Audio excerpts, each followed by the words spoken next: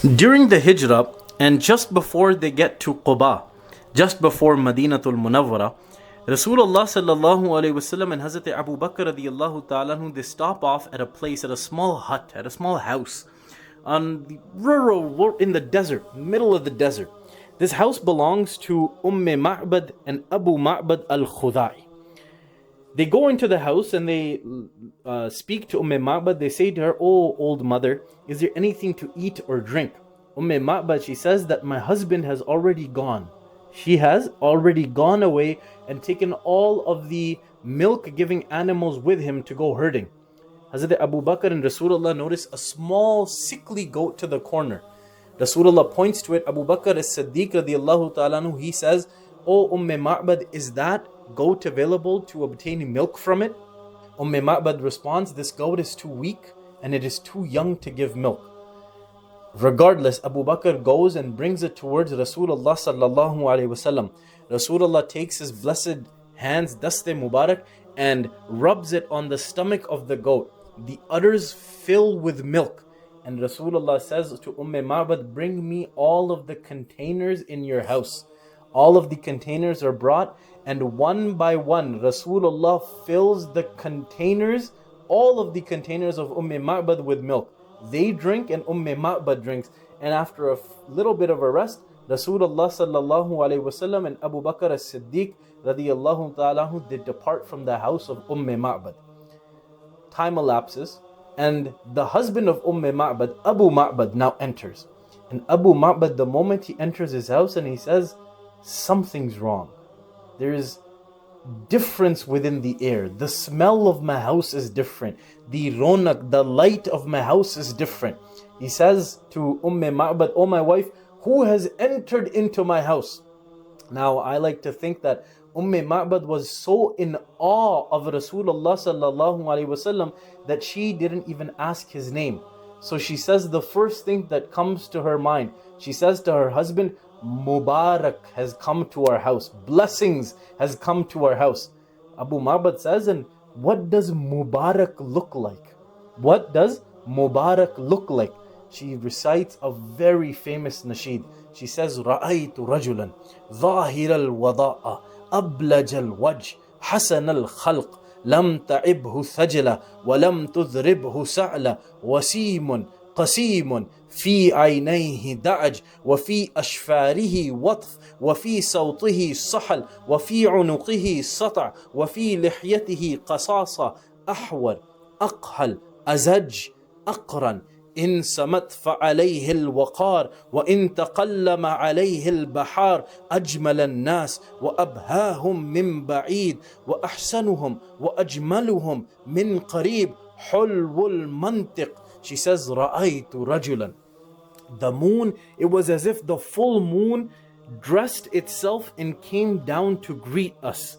ظاهر الوضاء, absolutely, perfectly clean, no dirt around him, even though he had traveled a great many miles.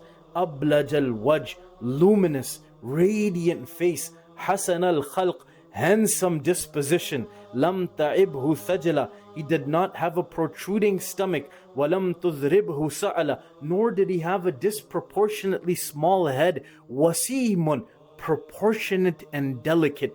قسيم, a specimen of creation. وَفِي أَيْنِهِ دَعْج, she says he had wide eyes. وَفِي أَشْفَارِهِ وَطْف, his eyelashes were long. وَفِي صَوْتِهِ صَحَل, and in his voice was a natural echo. وَفِي عُنُقِهِ سَطَع, and his neck was elegantly long. وَفِي لِحْيَتِهِ قِصَاصًا, and his beard was thick and full. أحور, there was a beautiful contrast within his eyes. The white of his eyes were immensely white, and the dark was excessively dark. Aqhal, azaj, aqran, these are all words describing the eyes of Rasulullah. There was a natural eyeliner illuminating his eyes. There was a natural arcing within his eyes and in his eyebrows, and they were not joined in the middle. In samat fa'alayhi al-waqar, she said when he was silent, he would be shrouded in dignity and in an aura of respect. وَإِن تَقَلَّمَ عَلَيْهِ الْبَحَارِ, she says. And she says that when he spoke, it was like light coming from him, audible and clear, commanding and almost overtaking. Abu Ma'bad, she listens to this poetry from Ma'bad, and he says to her, from this day forward, I will never take my animals too far from the house. If Mubarak comes back, I wish to meet Mubarak. Many days pass, months pass. Ma'bad and her son one day go into Medina for some business to buy some stuff. All of a sudden, her son, young son, Ma'bad, radiyallahu ta'ala anhu, he notices Abu Bakr. She says, "Oh Ma'bad, oh my mother, look, I have found the companion of Mubarak." They go quickly to Abu Bakr as-Siddiq. Ma'bad speaks to Abu Bakr, "Oh Abu Bakr, oh companion of Mubarak, where is Mubarak?" Abu Bakr is a little confused. Mubarak? Who is Mubarak? She says, remember when you came to our house and Rasulullah Mubarak, he placed his hand on the udders of my sickly goat, of the young goat, and they filled with milk and you drank milk. Abu Bakr remembers, and they take them to Rasulullah sallallahu alaihi wasallam, where they accept Islam. They then go back to the house. Abu Ma'bad comes home and he says, I smell Mubarak again. Mubarak came and you never brought? Ma'bad, she says, Mubarak did not come today. We went to Mubarak. His name isn't Mubarak. It is Muhammad sallallahu alayhi wa alihi wasallam. My dear brothers, such was the beauty and the personality of our beloved Prophet Muhammad sallallahu alayhi wa alihi wasallam.